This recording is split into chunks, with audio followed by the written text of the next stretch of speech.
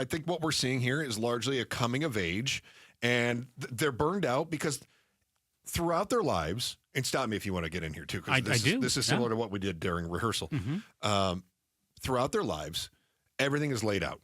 You're going to school Monday through Friday. Yeah, you get that syllabus. You know what your next 17 weeks are going to look like, over and over and over. And then come May or June, boom, you're done with first grade. Then you start it all again in second grade, third grade, all the way through high school. And when you're done with high school, it's like, okay, well, you're going to trade school or you're going to college. And when you do that, you go to college and you go, okay, I got a long way in front of me. And I don't know if you remember your freshman year. I do. My freshman year, I thought, man, 4 years feels so far away. And there's so much I have to do.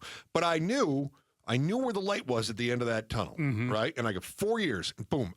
But then once you're out, you're dropped into the workforce. Yep. And you are going paycheck to paycheck. And you go to what end?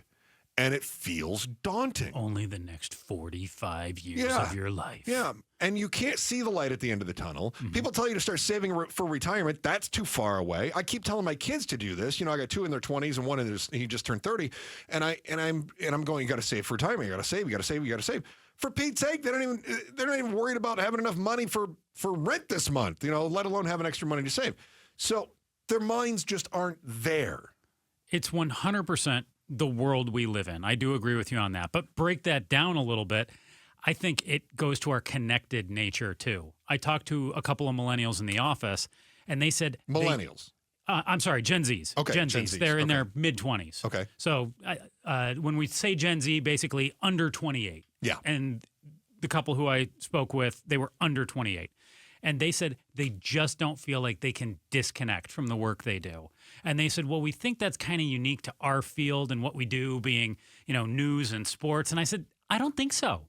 Really? I think due to email, Teams, technology now, I think a lot of people out there constantly feel connected. And you could have the boss blowing you up at any given time. If you work anything that's affected by the news, you constantly have to be aware of what's going on and you feel connected to it. But I also think technology plays a big role in that too. Like where you constantly get pinged over and over and over. Pablo and you joke all the time. Joe checks his cell phone a lot. It's not because I'm playing games, usually. Usually, it's not because I'm playing games. I'm checking to see if my parlay is paying off. No, it's a Teams message. It's an email. I know this. I go home. I get home from work, and I sit down, and I start working on tomorrow's stuff. And then I get Teams messages from Joe. Yeah, we all do. We all do.